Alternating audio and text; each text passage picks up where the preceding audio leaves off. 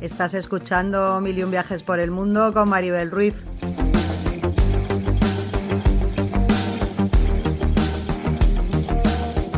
Mochila al hombro, la brújula en el alma y el corazón mirando al horizonte.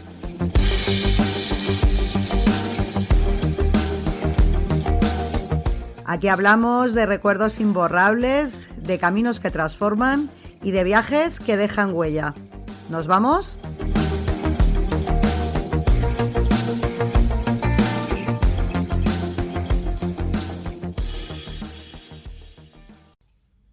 ¿Cómo andáis, queridas viajeras y queridos viajeros? Hoy vamos a dedicar un monográfico a la ciudad de Girona. En mi opinión, una ciudad realmente encantadora. ¿Por qué? Pues porque en los últimos meses hemos viajado allí un par de veces.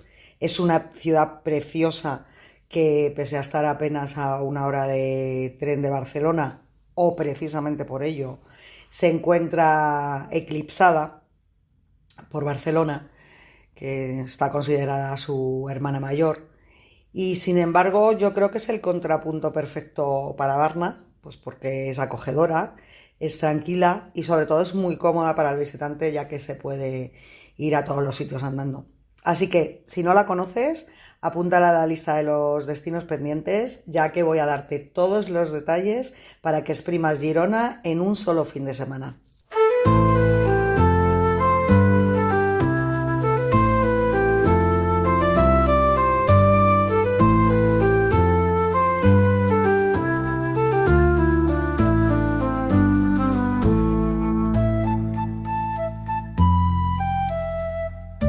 Pues creo que antes de comenzar lo que es la guía turística por la ciudad, sería bueno que hiciera un poquito de historia para que os pongáis en antecedentes de lo que vais a encontraros allí. Así que nos vamos a la época romana, que podríamos considerar los cimientos de la ciudad, ya que son más de 2000 años la edad que tiene a las espaldas la maravillosa ciudad por la que espero que ahora mismo estés paseando o tengas intención de pasear.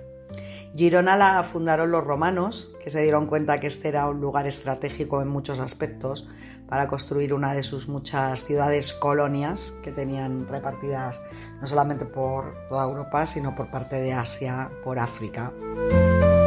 Y así fue como nació Gerunda, allá por el siglo I antes de Cristo.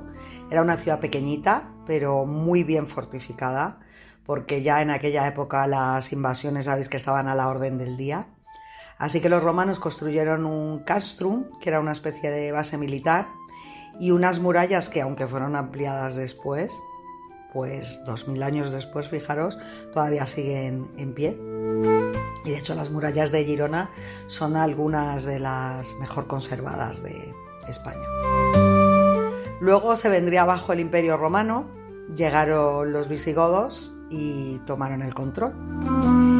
¿Duró mucho la tranquilidad? Pues por supuesto que no, porque en el siglo VIII los musulmanes entraron en la península, Girona cayó en sus manos, pero los francos de Carlomagno no estaban por la labor de compartir, así que la reconquistaron en el año 785 y desde entonces pues Girona pasó a formar parte de la Marca Hispánica, que era una especie de zona de seguridad creada para evitar que los musulmanes volvieran a subir hacia estas tierras.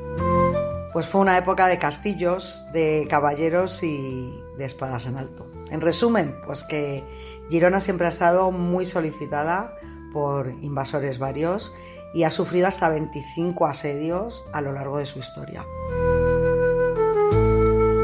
El siglo XII fue un auténtico boom para Girona porque se convirtió en un centro comercial y cultural muy importante y su barrio judío, el Cal Jueu, llegó a ser uno de los más influyentes de toda Europa. ¿Por qué? Pues porque aquí vivían rabinos y eruditos que han dejado un legado histórico completamente impresionante. Pero como la historia nunca es solo color de rosa, pues en el siglo XV los reyes católicos expulsaron a los judíos y de hecho aún puedes ver una mezuzá, que es una pequeña caja con escrituras sagradas, en una de las puertas de las antiguas casas judías y se cree que es una de las poquísimas que sobrevivieron a la expulsión. Así que por este motivo lo que es el barrio judío pues quedó en el olvido durante un montón de siglos y hoy, sin embargo, es uno de los lugares más deslumbrantes de Cataluña, para que veáis la paradoja. El caso es que si Girona tuviera un lema, sería algo como aquí no se rinde nadie. En los siglos XVII y XVIII sufrió ataques y asedios constantes, sobre todo de los franceses, y además el peor fue en 1809, durante las guerras napoleónicas, que fue cuando las tropas de Napoleón estuvieron 7 meses intentando tomar la ciudad, la tenían completamente sitiada. Los gerundenses aguantaron lo indecible, pero bueno, al final pues la falta de comida y las enfermedades les hicieron sucumbir, pero es verdad que el espíritu de resistencia de la ciudad en aquel asedio quedó grabado para la historia. Ya en el siglo XX, Girona, pues como el resto de España, sufrió la guerra civil, la dictadura franquista, y fue ya con la llegada de la democracia cuando la ciudad empezó a renacer como destino turístico y cultural. La gran explosión turística cuando llegó, pues en el año 2015, no hace tanto, cuando Juego de Tronos decidió que Girona era perfecta para representar Bravos y Desembarco del Rey, y desde entonces pues ha sido un imán para viajeros y también para fans de la serie. Ahora sí que nos vamos con nuestro recorrido por Girona y vamos a empezar detallando cómo puedes llegar hasta allí, porque tienes varias formas. Empezamos por el avión. El aeropuerto de Girona Costa Brava es pequeño pero muy funcional. Tienes que tener en cuenta que durante mucho tiempo fue, sobre todo al principio, la principal base de Ryanair en España, con lo que había muchísimos vuelos allí. Y puedes volar también al aeropuerto de Barcelona y luego después desde allí te tomas un tren o un autobús. Lo que es el propio aeropuerto de Girona está a 12 kilómetros del centro de la ciudad. Como os digo, entre otras aerolíneas, la que más vuelos efectúa desde allí es Ryanair.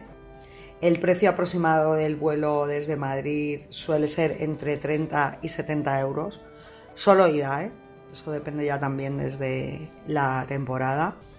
Y el transporte desde el aeropuerto al centro de Girona, pues tienes el autobús 607, que cuesta 2,75 euros. Tarda unos 25 minutos en llegar a la ciudad. Para mí es la mejor opción porque el taxi si no os va a clavar entre 20 y 25 euros y solamente tardas 10 minutos menos. Así que yo creo que la opción está clara. Tienes luego la opción del tren, porque evidentemente Girona tiene su propia estación de Renfe y además no solamente eso, sino que de Renfe y de otras compañías ferroviarias, pero no solamente eso, sino que es que lo bueno de Girona es que es una de las paradas del AVE, con lo que, claro, te aseguras allí estar en muy poquito tiempo. Así que desde Barcelona tienes trenes de alta velocidad, que son los AVE o los Avant. Tardan 40 minutos. Nosotros una de las veces fuimos de esa manera con unos amigos nuestros de Barcelona. Nos costó, recuerdo que la ida y vuelta me parece que fueron como 30 euros, lo cual está muy muy bien. Y luego por otro lado tienes los trenes regionales, que son los rodalís, y estos son un poquito más baratos, cuestan entre 8 y 12 euros la ida, pero es verdad que también tardan casi el doble, tardan 1 hora 20 minutos, así que mi recomendación es que si podéis, cojáis el AVE desde Barcelona. Si vas desde Madrid, pues también tienes AVE, que tarda 3 horas y media. También depende de la antelación y la temporada con que lo cojas, pero calcula que la ida te puede salir entre 60 y 120 euros, con lo que a lo mejor casi viene mejor el tema del avión y luego cogerte el AVE desde Barcelona. Y bueno, pues desde otras ciudades, pues desde Valencia vas a tardar 4 o 5 horas y desde Sevilla entre 6 y 7. Y luego tienes como último pues la opción del coche y el autobús. Desde Barcelona es 1 hora 15 minutos. Por la P7 tienes que tener en cuenta que el peaje aproximado es entre 10 y 15 euros. Desde Madrid son 6-7 horas en coche por la AP2 y el peaje tampoco es barato, entre 50 y 70 euros. Y desde Valencia pues 3/4 de lo mismo. Tienes unos 500 kilómetros y el peaje entre 40 y 60 euros. Y ahora sí, ya nos vamos a que ver en Girona. Y vamos a empezar por el Barribel, que es el casco antiguo de Girona. Allí es donde se encuentra el Cal de Girona, del que os hablaba antes, que es el barrio judío. Fue, como os he dicho, uno de los barrios judíos más importantes de Europa durante la Edad Media. La comunidad judía de Girona floreció entre los siglos IX y XV. Se convirtió en una de las más influyentes de la península ibérica. Vivieron muchísimos rabinos y eruditos de renombre, pues como Namanides, Ramban, que es un destacado filósofo y cabalista. Y sin embargo, en 1492, que no solamente fue el año en que se descubrió América, sino también en el que los reyes católicos proclamaron el edicto de expulsión de los judíos de la península, pues toda la comunidad judía fue forzada a abandonar la ciudad y de esta manera se puso fin a siglos de convivencia, la mayor parte del tiempo pacífica. Pues ¿qué es el Cal de Girona? Pues es un dédalo de callejuelas estrechas, escaleras empinadas, pasadizos que parecen sacados de un cuento de hadas o de una película de terror, dependiendo de la hora a la que pases por allí. Y si te pierdes, pues no te preocupes, porque es parte de la experiencia. Dentro de este barrio, ¿qué destaca? Pues la casa Bonastruc Porta, que hoy alberga el Museo de Historia de los Judíos. Bonastruc Porta era un filósofo y médico judío del siglo XIII y su casa es un viaje en el tiempo. Y es en esta casa, como os digo, donde se encuentra el Museo de Historia de los Judíos. Es un lugar imprescindible para comprender la historia y el legado de la comunidad judía, ya no solo en Girona, sino en toda Cataluña. Está, por suerte, en uno de los barrios judíos mejor conservados de Europa. Se encuentra en la Carrer de la Força, en el número 8, en pleno casco antiguo. Abre todos los días, de 10 a 6 de la tarde. Bueno, en verano cierra a las 7. La entrada cuesta solo 4 euros y os recomiendo que si lo podéis visitar, lo hagáis, porque se encuentra en el antiguo edificio de la sinagoga y la escuela rabínica, lo que le convierte en un espacio de gran valor histórico y simbólico. Se divide en varias salas temáticas que explican la vida cotidiana, la cultura y la herencia de la comunidad judía en Girona. Y bueno, pues vas a poder ver, digamos, el recorrido pues por los orígenes, por el asentamiento, por la vida religiosa y cultural. Se exhibe también una de las colecciones más impresionantes del museo, que es el de las lápidas hebreas medievales. Se relata cómo fue la persecución y la expulsión de la comunidad judía de la península ibérica.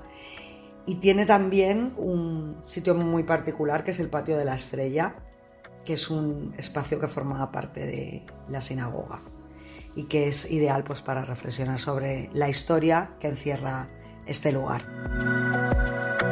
Y como os digo, en el corazón del Col es donde estaba la sinagoga, que después de la expulsión de los judíos se convirtió en una iglesia, porque ya sabéis que los cristianos medievales tenían un gusto especial por reciclar edificios. Y es verdad que hoy, si buscas bien, puedes encontrar los restos de la mikve, que era el baño ritual judío, así que imagínate a la gente de la época yendo allí para purificarse, vamos, lo que era un spa medieval. Y tenéis que tener en cuenta que aunque ahora parezca pequeño, el Cal era mucho más grande. Claro, con el paso del tiempo, pues muchas de las casas y de los pasadizos quedaron enterrados o integrados en edificios posteriores. Y bueno, quién sabe, quizá alguien esté viviendo encima de una sinagoga sin saberlo.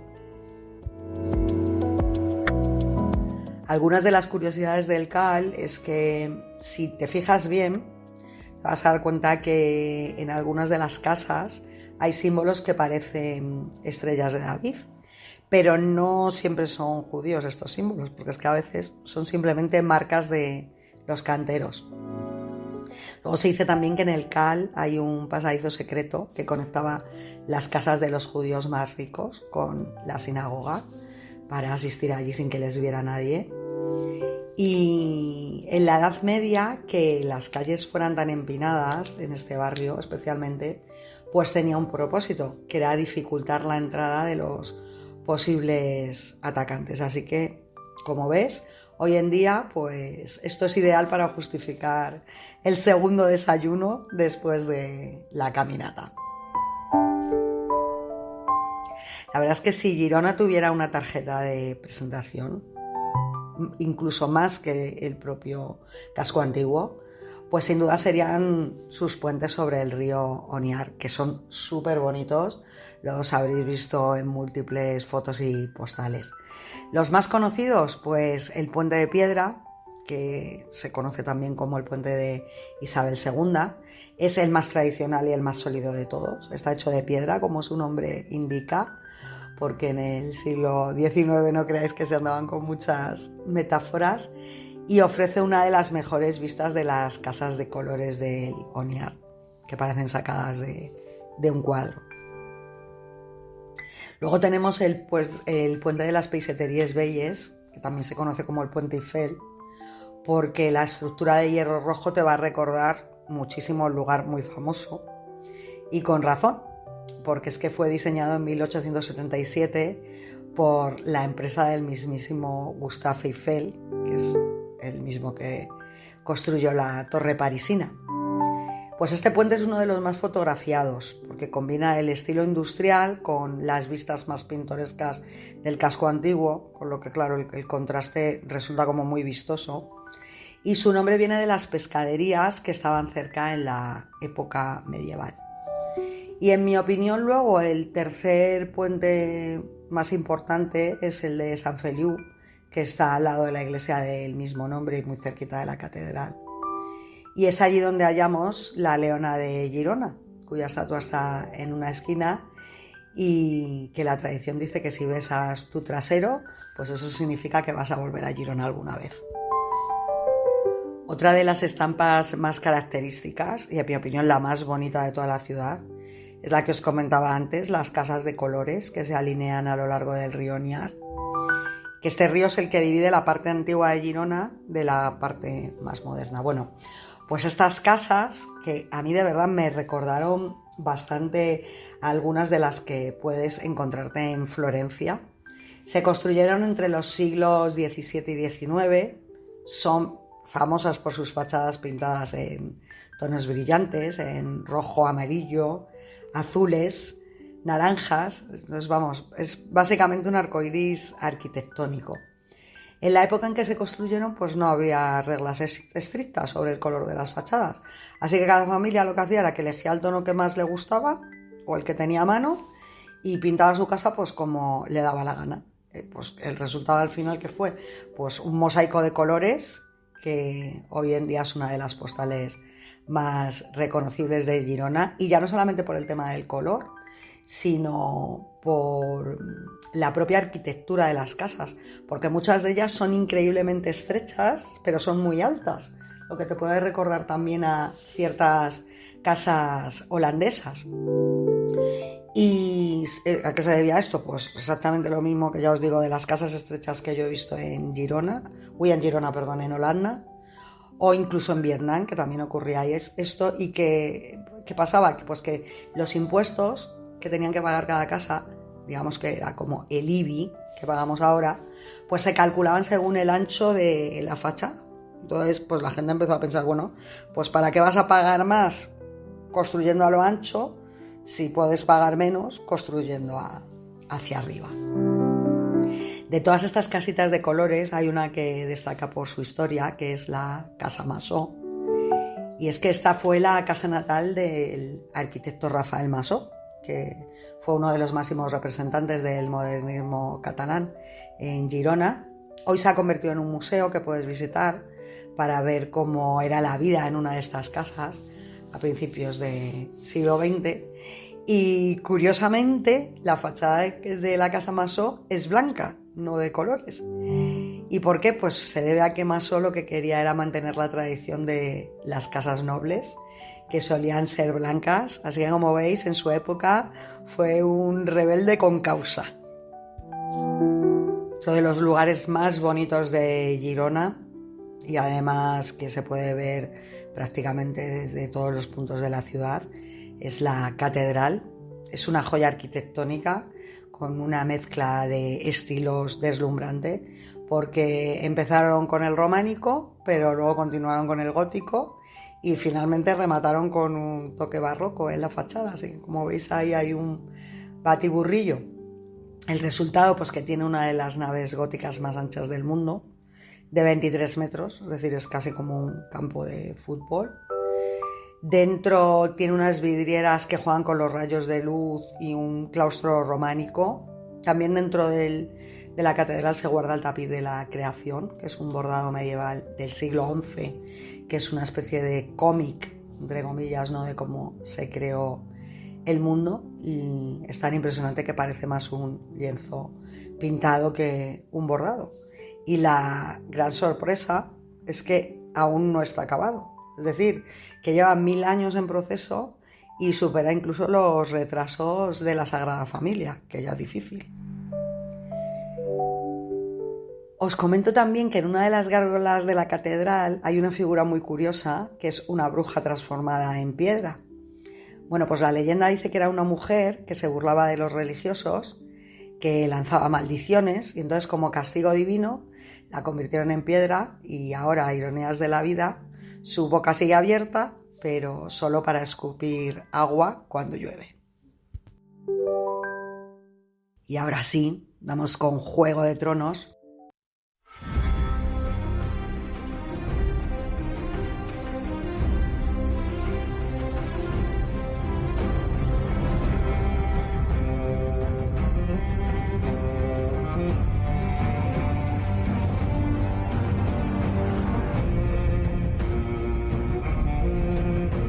A ver, yo soy muy fan de la serie, las cosas como son. También os reconozco, creo que lo he dicho ya en alguna ocasión, que para mí los libros, la saga de Canción de Hielo y Fuego, le dan 500 millones de vueltas a la serie, y ya os digo que es complicado porque la serie es una pasada. Además está muy bien hecha, refleja también bastante bien el espíritu que quería transmitir George R. Martin, pero vamos, yo os animo a que, si no los habéis leído, os leáis los libros, porque pasan además muchísimas más cosas que en la serie. Todo está evidentemente mejor descrito, hay muchísimas tramas que tampoco aparecen en la serie. Así que bueno, si la serie te gustó, te lees los libros, y así, cuando vayas a Girona, vas a tener todavía muchísima más información, y es que te vas a sentir totalmente dentro de Bravos y de Desembarco del Rey. El caso es que en 2015, pues tú, si estabas paseando por Girona y de repente te topas con caballeros medievales, mendigos harapientos y algún que otro Lannister, pues no estabas soñando. Era que Juego de Tronos había decidido que las callejuelas y monumentos de Girona eran el escenario perfecto para su sexta temporada, que además sabéis que Girona no ha sido el único decorado para Juego de Tronos, se han grabado en otros muchísimos lugares de aquí de España, pues tipo Gache-Lugache o la ciudad de Cáceres, Sevilla también, han grabado en muchísimos sitios. Pero bueno, los productores de la serie lo que estaban buscando era una ciudad con un aire medieval muy bien conservado. Ahí fue cuando Girona levantó la mano, y así en septiembre de 2015 pues desembarcó aquí un ejército de cámaras, de técnicos, de extras y algún que otro dragón digital, pues para transformar Girona en varios lugares clave de Poniente y más allá. Y si hay una escena que todo fan de Juego de Tronos recuerda, que además es una escena muy potente, es la de Cersei Lannister subiendo la escalinata de la catedral con cara de voy a quemarlo todo. y así fue como Girona pues prestó su majestuosa escalinata para representar lo que era el gran septo de Baelor antes de que lo hicieran volar por los aires. Ay, he hecho un spoiler, lo siento. Bueno, cuando Arya Stark, por otro lado, decide que quiere abandonar su carrera de ciega en Bravos y retomar su faceta de asesina sin rostro, lo hace corriendo por las calles estrechas y sombrías del barrio judío de Girona. Entonces recordaréis también esta mítica persecución entre Arya y la niña abandonada, y fue cuando Girona se convirtió en un laberinto de piedra por donde Maisie Williams tuvo que sprintar pues más que un corredor de maratón, y cuentan que los descansos Maisie se relajaba charlando con los extras y sacándose fotos con los afortunados que lograban colarse en el rodaje. Y si Arya tenía que huir a toda velocidad, era lógico que necesitara un puente para cruzar y despistar a su perseguidora. Entonces para eso usaron el pont de Gaigans, que es una pasarela de piedra perfecta para una escena de acción. También los baños árabes de Girona hicieron su aparición, sirviendo como uno de los escondites de Arya en su lucha por no ser apuñalada. Y ahora hago otro spoiler, que es que la apuñalaron igual, pero sobrevivió porque es Arya. Y Arya, pues como ya sabéis, puede con todo. La iglesia de Sant Pere de Galligans se utilizó tanto para los interiores del Gran Septo como para la ciudadela de Antigua, donde Samwell Tarly llega con cara de por fin me libro del frío del muro. Y aquí es donde se encuentra con la gigantesca biblioteca que parece sacada, pues eso, de los sueños húmedos de cualquier amante de los libros. El caso es que rodar en Girona pues no fue solo colocar cámaras y dejar que los actores hicieran su magia, porque hubo historias de lo más curiosas. Cientos de locales se convirtieron en extras y bueno, algunos de ellos es que se lo tomaron tan en serio que incluso después de haberse quitado los disfraces se paseaban por la ciudad con cara de es que yo estuve en Desembarco del Rey. También es cierto que el rodaje en un principio era un secreto absoluto, pero claro, cuando tú empiezas a ver gente disfrazada con ropa medieval y carros de madera por la ciudad, pues entonces nada, el secretismo ya se fue al garete.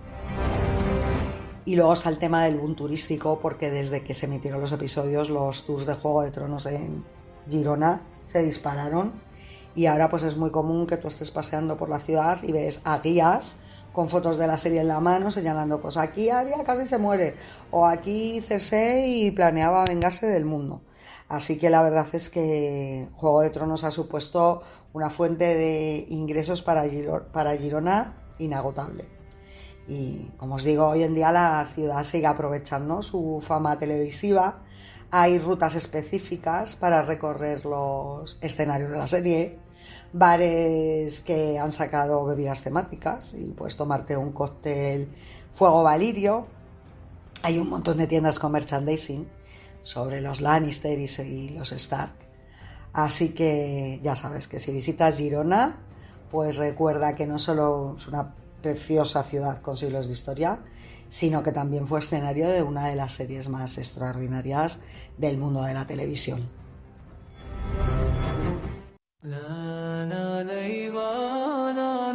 Antes os he mencionado los baños árabes, que datan del siglo XII, de cuando la ciudad era parte del reino musulmán. Y es que en su época Girona no solamente fue un punto muy estratégico en la época medieval, sino que también se había convertido antes en una especie de centro de bienestar árabe. Digamos que era pues como las ciudades balneario, ¿no? Entonces, bueno, pues la verdad es que cuando entras tú parece que el tiempo se detiene y los baños están muy inspirados en los baños romanos. Tienen la sala de agua caliente, lo que era el caldarium, la sala de agua fría, que era el frigidarium, y luego las salas intermedias para que el cuerpo no notara tanto el cambio de temperatura. En fin, es que las columnas de piedra, los arcos, luego tiene un techo abovedado, en fin, es todo un viaje en el tiempo. Y ese viaje en el tiempo lo vas a continuar en las murallas de Girona, que son como ese abuelo que tiene mil historias que contar. Y bueno, pues que empezaron su vida en la época romana, en el siglo I a.C. Fijaros la cantidad de tiempo que tienen. Y los romanos, pues ya sabéis, que eran unos cracks de la ingeniería. Así que lo que hicieron fue construir la primera muralla para proteger su nuevo asentamiento. Luego las murallas fueron evolucionando. Durante la Edad Media, entre los siglos IX y XIV, Girona creció muchísimo y las murallas también. Se ampliaron, se reforzaron, se llenaron de torres y de almenas. Pues, ¿por qué? Pues porque la ciudad era un punto estratégico en el mapa y todo el mundo quería quedársela.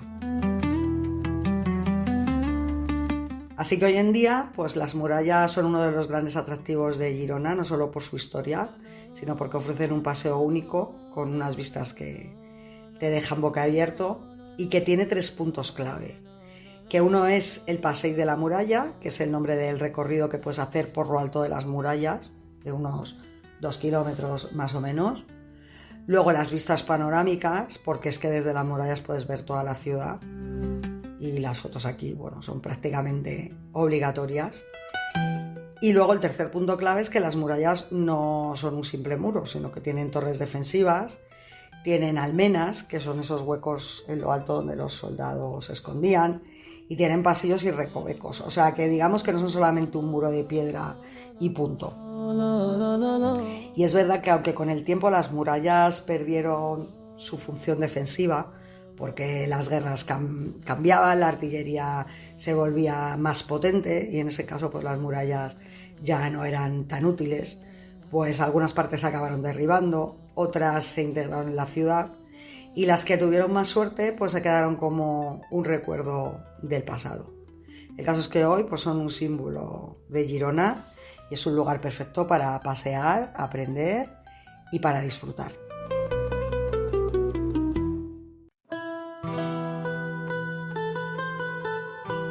Luego desde las murallas nos podemos ir dando un agradable paseo hasta la Plaza de la Independencia, que es uno de los lugares más emblemáticos y vibrantes del casco antiguo de la ciudad. Está en pleno centro y sí, podría considerársela el corazón de Girona, que es donde convergen historia, cultura y sobre todo la vida cotidiana de los locales. Esta plaza surgió como respuesta a las transformaciones urbanísticas del siglo XIX, que es un periodo en el que la ciudad por lo que buscaba era modernizarse sin perder su esencia histórica. Entonces, bueno, pues con el tiempo se consolidó como un espacio de encuentro para la ciudadanía y como escenario de importantes acontecimientos sociales y culturales. Y su nombre, de la Independencia, pues lo que evoca es un espíritu de libertad y de reivindicación, reflejando momentos muy cruciales en la historia local. La plaza tiene una estética muy cuidada, pero al mismo tiene un ambiente muy relajado, es muy tranquilita. Está rodeada de edificios que combinan estilos clásicos con toques modernos, lo que le confiere para mí un encanto único. Y bueno, pues es el lugar donde tanto locales como turistas vienen a sentarse a disfrutar de un café o simplemente a contemplar el ir y venir de la gente. Sabéis que otra de las cosas que yo siempre os recomiendo cuando vais a una ciudad, y especialmente si es una ciudad chiquitita como esta, pues es visitar, digamos, el mercado municipal. En este caso es el Mercat del Lleó, que es el más importante de Girona. Es un auténtico paraíso para los amantes de la gastronomía. Está en pleno centro, por lo que es muy difícil que no te vayas a dar de bruces con él de un modo u otro a lo largo de tus paseos por Girona. Y además es que se encuentra muy poquito de la Plaza de la Independencia. Está abierto desde el año 1944, aunque es verdad que existía ya desde finales del siglo XIX, lo que pasa que lo tenían en otra ubicación, y se llama el Mercat del Lleó porque recibe su nombre por la escultura de un león que había en una antigua fuente cercana. Y allí pues lo que tienes son 60 puestos en los que puedes encontrar pues carnes, embutidos. Por supuesto se incluye la famosa butifarra de Perol y el fuet, que son, digamos, los embutidos más famosos de Cataluña. Hay muchísimos pescados y mariscos que vienen directos de la Costa Brava, pues entre los que destacan las gambas de Palamó, las anchoas de la Escala y el bacalao. Hay muchas frutas y verduras frescas y de proximidad, muchas de ellas procedentes de agricultores locales de la comarca del Gironès, con lo que es un buen sitio para comprar fruta y verdura. Hay una gran variedad de quesos artesanos, sabéis que en Cataluña también se hacen unos quesos muy ricos. Te vas a encontrar panes tradicionales cocidos en horno de leña y bueno, dulces típicos como los suizos, que a mí es que me encantan, yo los probé allí y madre mía, qué barbaridad, qué ricos están. ¿Que quieres llevarte vinos o licores? Pues yo te aconsejo que, ya que estás allí, aproveches para comprar alguno de los que tengan denominación de origen de la zona del Empordà. Y comentarte también que además de los puestos tradicionales, pues hay espacios de degustación y pequeños barecitos, pues donde puedes probar productos frescos que están cocinados al momento. Así que es un sitio perfecto para tomar unas tapas o incluso para desayunar. Y estate pendiente porque el mercado es verdad que también organiza actividades gastronómicas, pues degustaciones, show cookings, ferias de productos locales, sobre todo en épocas especiales como Navidad o Semana Santa, con lo que es bastante fácil que te coincida si estás allí de vacaciones. Y como te habrá entrado un poquito de hambre después de pasear por el mercado, te voy a recomendar unos cuantos platos típicos de Girona para que sepas un poquito qué escoger cuando vayas a algún restaurante. Así que vamos a empezar por la escudella, que es que te imagines un plato que ha alimentado a generaciones y generaciones de gerundenses. Es una sopa contundente, muy típica de invierno, que incluye garbanzos, verduras y una pilota, que la pilota es una albóndiga gigante de carne. Pero el verdadero protagonista es el carn d'olla, que es un guiso de carne que se sirve aparte, así que es como abrazar a tu abuela catalana en forma de comida. Luego tenemos el suquet de peix, que es originario de la Costa Brava, y este guiso de pescado es un himno al mar. Lleva patatas, lleva ajo, lleva ñora, que es un tipo de pimiento seco, y por supuesto pescado de roca, que puede ser pues rape, gallo o lubina. El secreto pues está en el alioli, que se añade al final, y es perfecto para recuperar fuerzas después de un día de playa. Es algo que se come muchísimo en verano. Tenemos luego también la botifarra amb mongetes. Bueno, pues es uno de los platos más representativos y queridísimos de la gastronomía catalana. Es una receta que es básicamente bastante sencilla, pero está cargada de sabor. Combina la exquisita botifarra. Nosotros la conocemos como butifarra, pero allí se pronuncia botifarra, que es una salchicha de carne de cerdo condimentada con hierbas y especias locales. Con los monjetes, que los monjetes son unas alubias blancas muy tiernas que se cocinan lentamente hasta alcanzar una textura cremosa. Yo os aseguro que es uno de los platos más ricos que hemos probado de la gastronomía catalana, que curiosamente los probamos aquí en Madrid, porque hay dos restaurantes catalanes, bueno, que pertenecen al mismo dueño, que es Can Punyetes, se podría traducir así como la Casa Puñetas, y de vez en cuando nos gusta ir a comer allí y bueno, hacen una butifarra con monjetes que vamos, es para que se te caigan los lagrimones. El caso es que se sirve caliente, se puede acompañar y se debe acompañar de un buen trozo de pan rústico, ideal para mojar en la salsa resultante de la cocción. Y bueno, os digo que no solamente se encuentran los menús de los restaurantes locales, sino que es bastante habitual que lo sirvan en festivales, en reuniones familiares. Pues lo que se busca básicamente es mantener viva la tradición culinaria de Girona. Tenemos luego también los cannelloni de San Esteban, que no son los italianos. Y además estos se comen tradicionalmente el 26 de diciembre, que es el día de San Esteban. Se rellenan con restos del pollo o del cerdo de la cena de Navidad. Se gratinan con bechamel y queso y son una delicia que justifica quedarse con un poco de hambre el día anterior, el día de Navidad. Tenemos un licor muy famoso allí que es la ratafia, que más que un licor incluso yo diría que es un símbolo cultural, que se elabora macerando nueces verdes, hierbas y especias.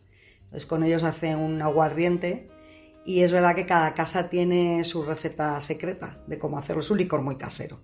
El caso es que se sirve como digestivo o para brindar en las fiestas locales.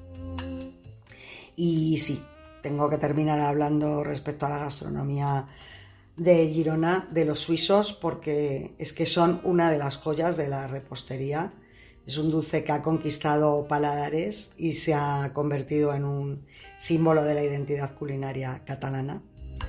Pues básicamente que son, pues tienen una masa crujiente y luego están rellenos de crema pastelera.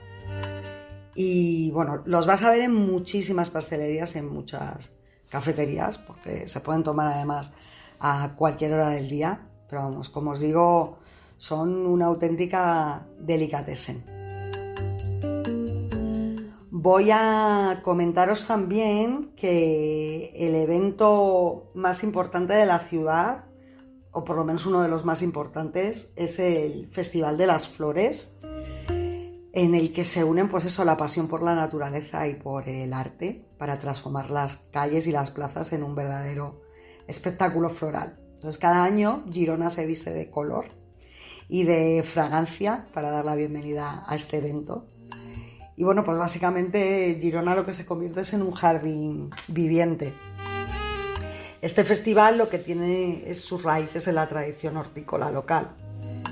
Entonces con el paso de los años pues comenzó siendo como una iniciativa muy modestita, pero al final se ha acabado transformando en un evento emblemático. Lo impulsa el propio ayuntamiento y diversas asociaciones culturales y bueno, pues es la mejor forma de homenajear al respeto que debemos tener todos por la naturaleza. Y bueno, pues para ir acabando os voy a dejar unos cuantos apuntes más. Pues es que, por ejemplo, la Plaza del Reims, la Plaza de las Uvas, es la más pequeña de Europa, con solo 24 metros cuadrados de superficie. Te aconsejo también que aproveches para hacer un alto en el Jardín de los Alemanes, porque tiene unos senderos arbolados súper bonitos. Y si ya de por sí la ciudad es bastante tranquila, pues esto es como un oasis dentro del oasis, muy chulos. Y luego Girona cuenta con su propio Museo del Cine, que se encuentra en Carrer de la Sèquia 1.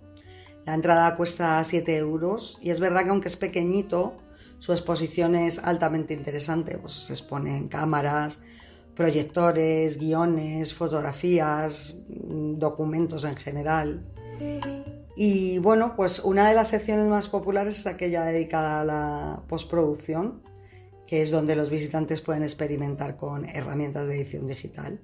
Entonces así se recrea la magia del montaje y de los efectos especiales.